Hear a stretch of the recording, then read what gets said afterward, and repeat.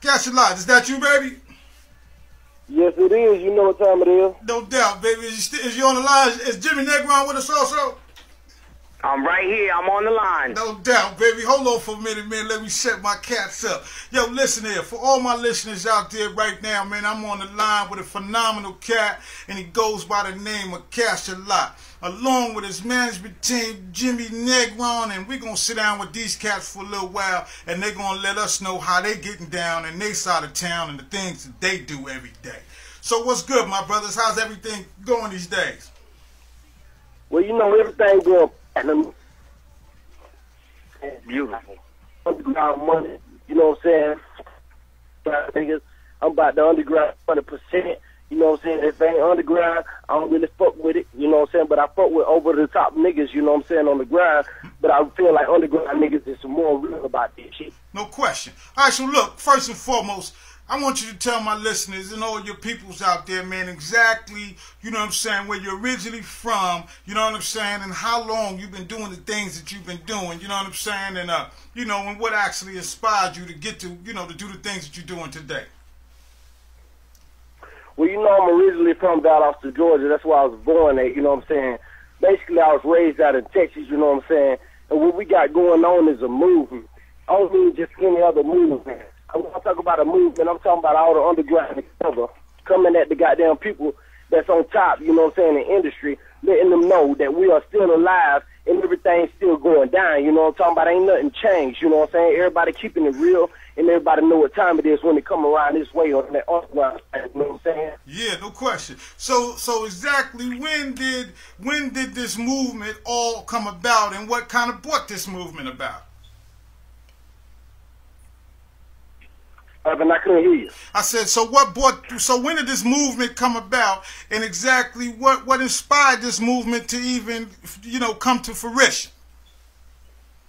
Well, you know, you just everybody getting together, you know what I'm saying, and feeling the same way about over the top movements, you know what I'm saying, basically the industry movement. It's just that a lot of people ain't keeping it real or talking about what they supposed to be talking about, and everybody don't know where they coming from, you know what I'm saying? Everybody talk about this, talk about that, but I feel as though underground goddamn, you know what I'm saying, rappers know exactly where I'm coming from, because they in here in the streets, they in the struggle, they still out here getting it everyday life like I'm getting it out here with the hustle and grind, no matter what you doing, whether you cutting grass, whether you using the lawnmower, whether you painting houses, or whether you out here trapping. Everybody know where I'm coming from, you understand me? So that's what we're trying to get them to understand and know that it's money out here and that they just can't come out here and think that we're going to take anything for granted and run and jump on the next deal that they got throwing. No doubt, baby. Hey, so Negron, give me a little insight, man, on exactly how long the Negron group been out there, and also, you know, how did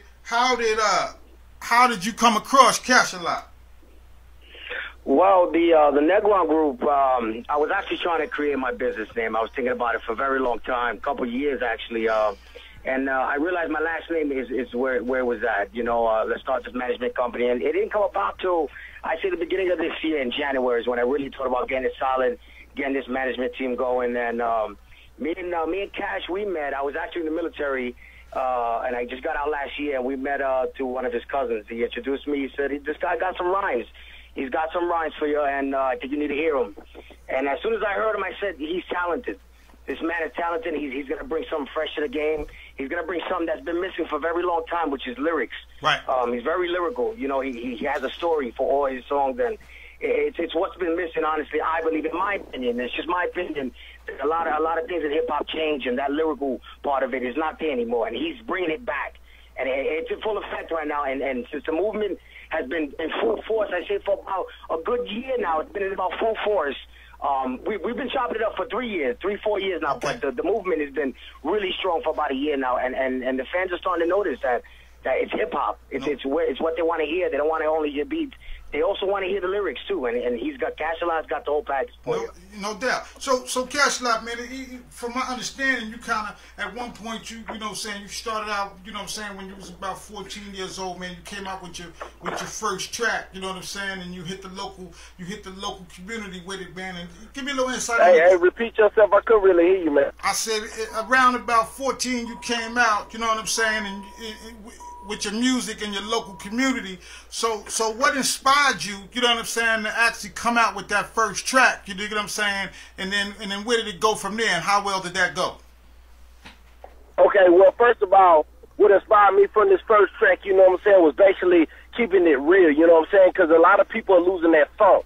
They losing that swag because I guess it's the money that's getting to them in the industry life. But you got to think about the people that still out here not living that industry life. When you come to a person that's not living that industry life, when you talking about riding this and riding that, doing all that things, I understand there's people that's out here hustling and getting it, you know what I'm saying? Yeah. But it's people in the street that want to know that real, want to know that hustle, want to know that grind, where you get it from, you know what I'm saying? And that's where I feel I came from, you know what I'm saying, to let them know that it's still here. That grind, that hunger is still here. Yeah. You know what I'm saying? You're not understanding where I'm coming from because you living this good life, you know what I'm saying? The labels done tricked y'all with what, $50,000 to $100,000. Now you think all your struggles is gone. But it's niggas in the hood that don't understand where you coming from because you ain't speaking their language no more. You know what I'm saying? No doubt. You're talking about some stuff they can't relate to. You know what I'm saying? Yeah. Bugattis and Lamborghinis. Niggas in the hood ain't feeling that loop. Bugattis and Lamborghini things, you know what I'm saying? You got to come to hit home. Yeah. You got to hit back home, and that's where I came from. They let me know that I need to hit home when I came out with my music. That's why I hit home. No doubt, baby. So I understand at one point, you know what I'm saying, you had the opportunity to open up for Plies at one point.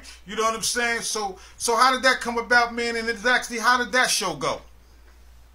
Okay, well, that went down like this, man. Everybody wants me to open up for Plies. You know, actually, the owner of the club, Unc, wanted me to come out there and do my thing, you know what I'm saying? He said he had Plies out there, you know what I'm saying? I didn't think it was a problem, you know what I'm saying? I come out there and do my thing because guess what? It's people in the 910 that want to hear what's going on in the 910. And guess what? I was their Reverend Al Sharpton, you know what I'm saying? I kept 100 for them to let them know what was going on in the 910, and everybody went crazy. Yeah. They wanted to hear something that they was used to hearing, you know what I'm saying? Something that they seen every day in their everyday life. They can't relate to other rappers. They love your music, you know what I'm saying? Don't get it wrong because it's something to ride around and do what they doing in the 910 or wherever they may be at, you know what I'm saying? Yeah. But at the same time, they want to hear some hood shit that's going to get them jumping and pumping wherever they from. And they know they can find me. You can find me everywhere. The tobacco station, check me out, you know what I'm saying? I'm out there passing out CDs.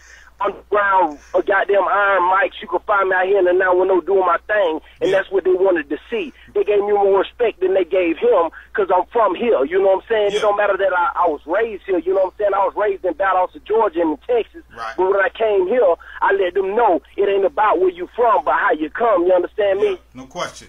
So right about back then, you came out when you first dropped your first mixtape. Your first mixtape was called Kiss the Ring, right? And so, Kiss the Ring. So, because I'm letting it know, it's going back to where this shit originated from. You can't stop the underground bosses from doing what they do, or the underground kings from doing what they do. They go back to Texas, they go back to Georgia, they come back wherever you from. You got your underground kings that you listen to more than you listen to these rap niggas because you can relate to where they're coming from. You understand me? A lot of people don't understand that. People at home want to hear where you come from. People at home want to hear that struggle. People at home want to hear that grind. When they don't hear that grind, they want to hear you rapping about all this luxurious life. Everything ain't like that. You got taxes. You got bills that the government's setting. You know what I'm saying? You got things that people going through. They can't even, they got to get on WIC. They got to get on welfare. They can't feed their babies. They don't want to ride around talking about they in a Lamborghini, riding around in the Bentley, getting it in the Bentley, riding around the city with goddamn, you know what I'm saying, Louis on and Prada and Gucci and all that. They don't understand that. They want to know where you get it from. They want to know where you come from, where your passion at. You know what I'm saying? What you talking about the hood on? Yeah, no question. So Jimmy, give me a little insight on what made y'all come back with the re-release of the new mixtape, Kiss the Ring. Well, I'll tell you, man, Kiss the Ring Volume 1, it was released in January, but you know, in this industry, it's a learning process, especially on the management side. To really, even artists, it's a learning process and trying to get up there. And when we dropped it the first time, it wasn't dropped properly. You know what I mean? There was avenues that we could have taken that I didn't take. Right. You know, there's just things that we wanted to do on there, and also